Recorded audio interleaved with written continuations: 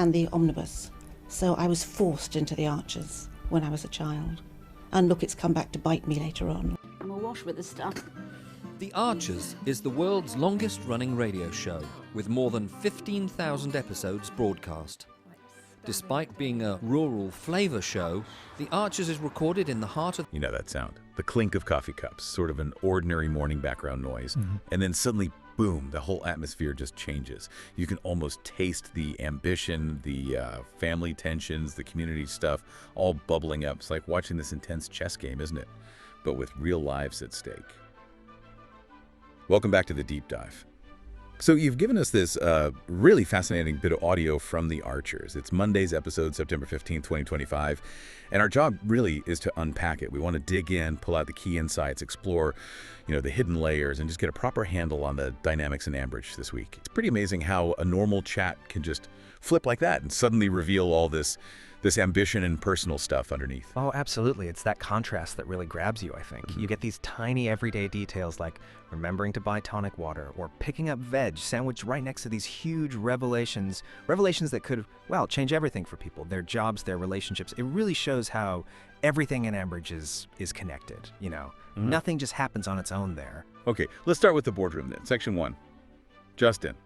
I mean, his ambition is almost legendary, right? And here he is, super cheerful.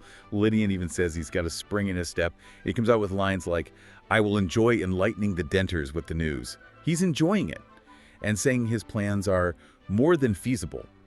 Then telling Lillian he's off to beat them all around the head with the results of the feasibility study. Pretty. I mean, this isn't just confidence. He's almost glowing with it. Yeah, that confidence, it's not just him being chipper, is it? It's a tool, a strategic weapon almost. It sets the tone immediately. It forces everyone else onto the back foot, reacting to him.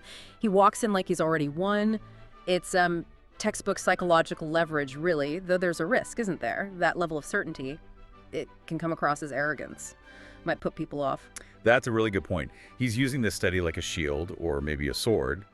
But is he actually following what the experts found? Or is it just, a convenient prop for what he wanted all along? What's the real game plan here? Well, it doesn't take long to find out, does it? He pretty much says it himself. He's shelving the vertical farm idea. Admits, quite openly actually, that he only included it to pacify the farmers on the board. Wow, okay. Yeah. So the focus now is everything else, including the warehouse, the food storage facility. So, it's not just picking the bits he likes. It's a classic case of, well, confirmation bias, isn't it? He's used the whole process to justify the outcome he wanted from the start. It looks objective, but it's pretty calculated. Okay, so he's basically manipulating the findings. Yeah. How do the others take that? The board members, they're not idiots. What's the reaction?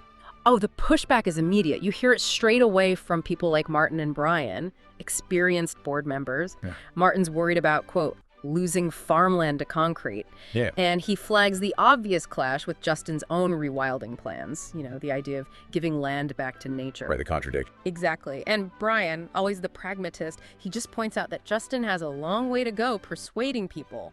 He's basically saying, fine, you're confident, but actually getting people on board, that's another story. Yeah, that's pure Ambridge, isn't it? Big ideas, hitting practical reality, and personal agendas mixed in. So how does Justin explain away concreting over fields when he's also championing rewilding? And what are these ideas up his sleeve he mentions to Lillian? Well, he tries to sort of square the circle, doesn't he? He claims he wants to rewild whilst providing a good quality food storage facility. It's trying to have it both ways, really. Frame this big construction project as somehow eco-friendly. Convenient. As for his secret weapon, that cryptic line to Lillian, I've got a few ideas up my sleeve that might persuade them. It suggests he's not just relying on logic or collaboration. He's ready to apply pressure, not just present facts. And this is where it really heats up. Martin throws out this rumor that Justin's looking for land somewhere else. Potent stuff. And Justin says, well, it might be true. And then the bombshell. He says, if buying land elsewhere is the best option, then in order to fund such a purchase, I would of course have to sell my BL shares, lock, stock, and barrel. Now, for anyone not totally up on Ambridge finances, his Portchester land shares, that's a huge deal. Selling them, that's massive. It is massive. Looking at the bigger picture, this threat, it's not just about moving his warehouse project, it's potentially shaking up the entire Borchester land estate. It could completely change the power balance in Ambridge. It's an incredibly high-stakes gamble. He's threatening major destabilization to force their hand. Right. This isn't just Justin being, well, Justin. It's a classic power play, using a threat to force the other side to follow his lead. And he admits later to Lillian, doesn't he, that he hadn't meant to go quite that far. Yeah. But Martin's rumor kind of backed him into a corner, and he came out swinging with the nuclear option. Shows how fast he thinks and how far he'll go. Lillian herself says she was rather surprised he went that far. And meanwhile, Martin and Brian are trying to figure it out. Martin thinks he's bluffing, just threatening to sell his shares to try to frighten us. But Brian suggests playing it cool. I think we should sit tight for a while, call his bluff right back at him. So it's not just business anymore, is it? It's a real standoff. What are they weighing up here? Is it a bluff? Could he actually do it? Yeah, it's pure brinkmanship, isn't it? That nuclear option in negotiation. You make a threat so huge, so potentially disastrous, that the other side feels they have to back down. So the board's got this dilemma. If he does sell, it could be catastrophic. Loss of control, financial chaos, all of it. But if they give in too easily because they're scared, they look weak. Right, man. Now, Justin, he can be ruthless, we know that, but he's also smart. Would he really want to destabilize Ambridge so much it hurts his own interests long term? Is disrupting BL a price he's actually willing to pay? Or is it just a very, very big stick to wave? It's a dangerous game they're playing. Okay, let's shift focus now from that high-tension boardroom. We move to something quieter, but honestly, just as powerful. The personal stuff. Because alongside all the power plays, Ambridge life is also about healing and family bonds. And Rory's back, visiting Alice and Martha. And Martha, well, she's buzzing. Alice says she's told her whole class that her Uncle Rory's coming to tea. It's such a sweet, grounding moment, isn't it, after all that corporate intensity? It really is. It's a vital contrast. These moments remind you what's really underneath it all. The relationships, the human stuff.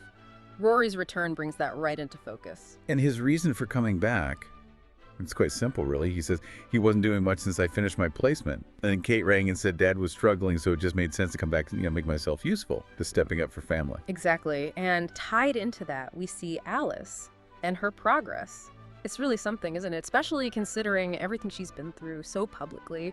She's going to meetings, she's seeing Lisa regularly, and this is huge. She's put my name down to be a buddy myself in the future. Yeah.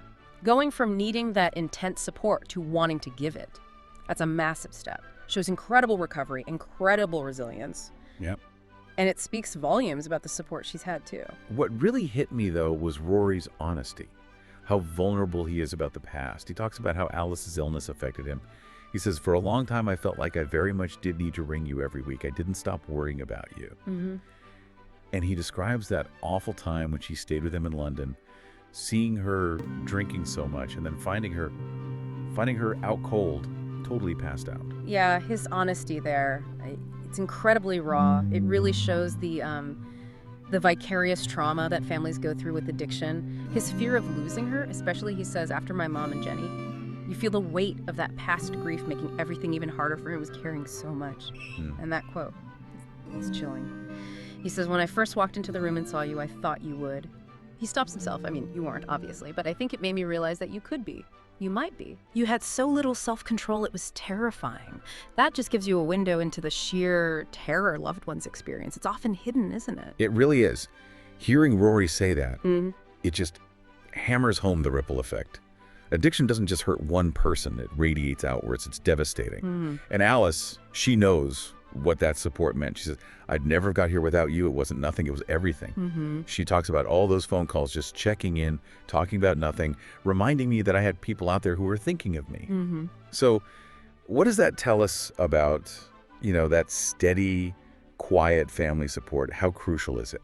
It's fundamentally crucial. Alice's words show that recovery often depends on what you might call the invisible labor of support. It's not always the big dramatic interventions, is it? It's the consistent, quiet acts of caring. Those phone calls, just checking in. They build the safety net. What seems like nothing actually becomes everything. It's just a powerful reminder, really. Human connection, even the quiet kind, can be the strongest thing for healing. Right. Okay, moving into our third section. After all that emotion, Ambridge life just Carries on, doesn't it? The Yeah. daily rhythms, the community events, the kids' milestones, they ground everything. We get that funny little mention of the shambles at the flower and produce show. Apparently, someone ate one of the cakes before judging. Classic Ambridge. Exactly. You'd think with Justin threatening to sell BL shares, a missing cake wouldn't register, but somehow it does. Oh, it absolutely does. It seems trivial, maybe, but it anchors the story back in the everyday reality of the village. It reminds you that life isn't just the big dramas, it's also these slightly chaotic local traditions. These things are, well, they're like ballast for the community, aren't they? They keep Ambridge being Ambridge, despite everything else. Shows its resilience. And speaking of milestones, there's Martha's Harvest Festival. Her first one at school, St. Stephen's, on Thursday. She's really excited. Lillian is absolutely going. Justin, though, not so keen initially. Predictable, maybe. Maybe. But Lillian nails it. She says, that little girl is short one grandmother, so the least she can expect is her great aunt and uncle stepping in to cheer her on. And guess what? It works. Justin agrees to clear his schedule. Wow. It's such a perfect snapshot of Ambridge, isn't it? High finance and power plays happening right alongside these really fundamental family moments.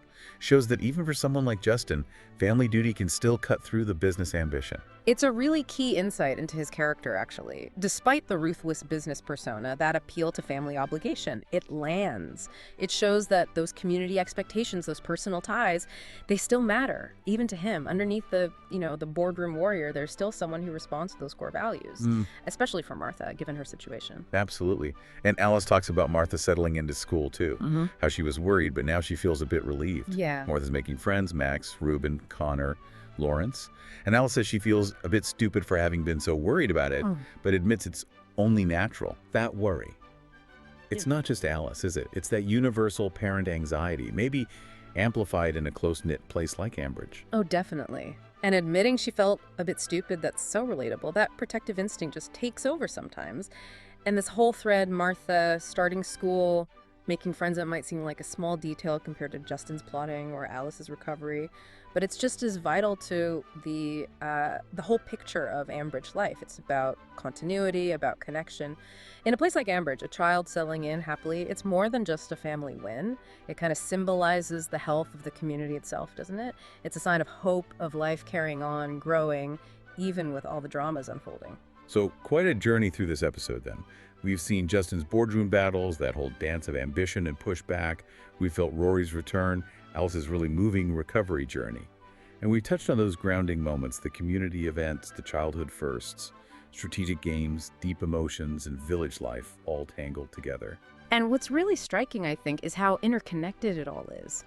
The business deals, the personal healing, the village fetes. They're not separate stories. They constantly bump up against each other, influence each other. A family crisis might shape a business choice. A kid's harvest festival might just soften a tycoon's heart for a moment. It's that complex weave, isn't it, that makes Ambridge feel so real, so much like our own lives sometimes. Indeed. Which leaves us with a thought, maybe, for you to take away. When you see someone playing a high-stakes game, whether it's business like Justin or maybe something more personal, how do you tell if it's a genuine hard threat or just a very clever bluff? And what's the real cost if you get that call wrong? Is it riskier to stand firm or to fold? Something to think about, perhaps, until our next deep dive. What are you doing now? Just getting ready for the next episode. Just And, moving mics around. So what do you do? I do the spot effects on the archers. Any Are you what we movements call Foley then? and- kind of. Yep. Okay. And these are all part of the paraphernalia of production. Yep. That's the bull bar. That's, This one. yep. That's. Haley so wanted to be in their own place when their baby came. It's due in 2 months. Not much chance of that now. No. I mean, it would have been a stretch for them financially, mind, but I just wish there was something practical I could do to help them, Caroline. I think The Archers has had this immense popularity over the years, basically because it has always very accurately reflected the reality of life and living in a rural community at whatever